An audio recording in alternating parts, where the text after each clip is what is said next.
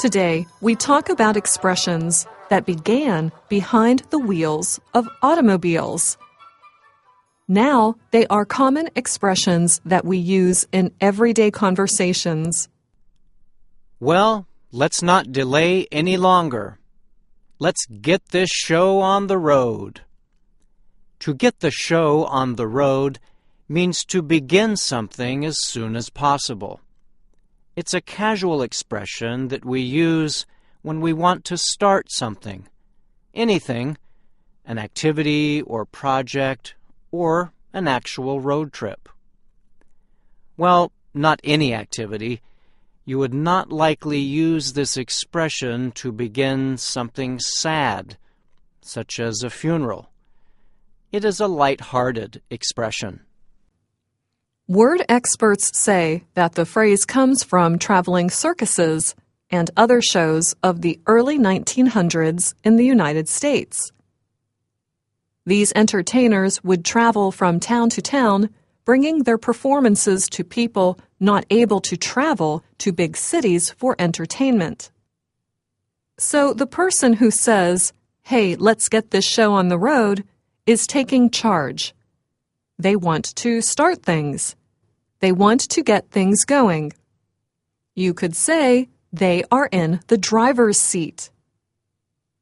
Just as the driver is in control of their vehicle, the person in the driver's seat of an activity, event, or project is also in control.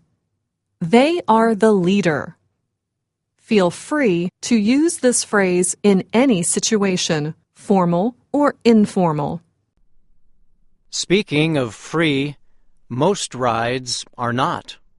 They cost money. When you take a taxi, you must pay for it.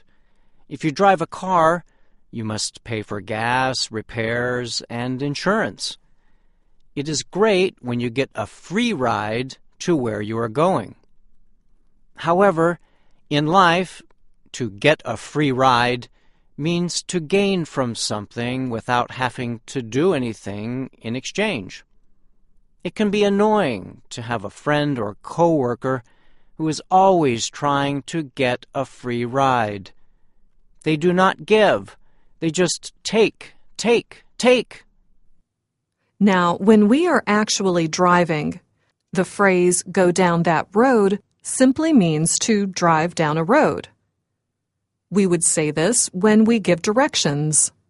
Go down that road for about a mile and you'll see your destination on the right. But in conversation, it has an interesting meaning. To go down that road means to make a decision. But it's more than that. It also means that this decision may bring trouble or leave you in a difficult place. We often use this phrase as a warning or when we give advice to someone. Let's say a good friend, Veronica, has a neighbor who likes causing trouble. He has loud parties every weekend until the wee hours of the night. The trash from his parties often spills out into her lawn. Veronica tells you she is going to get even with this neighbor. She plans to play opera music very loudly, very early every morning until his late, loud parties stop. You might tell her, "Are you sure you want to go down that road? It could lead to trouble." Maybe you have made the same mistake. You could advise your friend, "I've been down that road before, and it did not go as I had planned." Where the rubber meets the road is another interesting phrase. Here, rubber refers to the tires of a vehicle. Where the rubber meets the road is the point of contact between automobile tires and the road. It's when and where the car actually moves.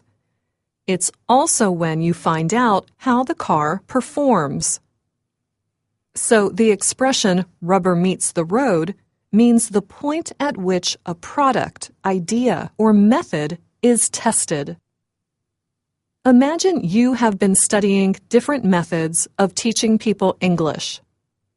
So far, it has all been theories.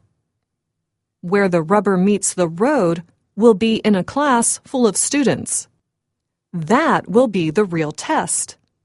Will those theories actually help your students learn English? We shall see. Some driving behaviors are really dangerous and can lead to accidents. For example, when you cut someone off in traffic, you turn your car into their lane in a dangerous way, nearly hitting them. You can also cut people off in conversation. Used in this way, to cut someone off or cut off someone means to interrupt what they are saying. It is not dangerous, but it is extremely annoying. Driving in the middle of the road is really dangerous. You could crash into oncoming traffic. But in conversation, being in the middle of the road is actually a really safe place. It means you are taking a moderate position on some issue. You are not at or near one extreme or the other. The most dangerous driving behavior is not paying attention to the road. Many wrecks happen when people do not pay attention. The worst thing by far is to fall asleep at the wheel. We also use this expression in our conversations. To be asleep at the wheel means you are not paying attention to something that should have your attention. If the leader of a project is asleep at the wheel, it means she's not paying attention to the project. Something bad will probably happen.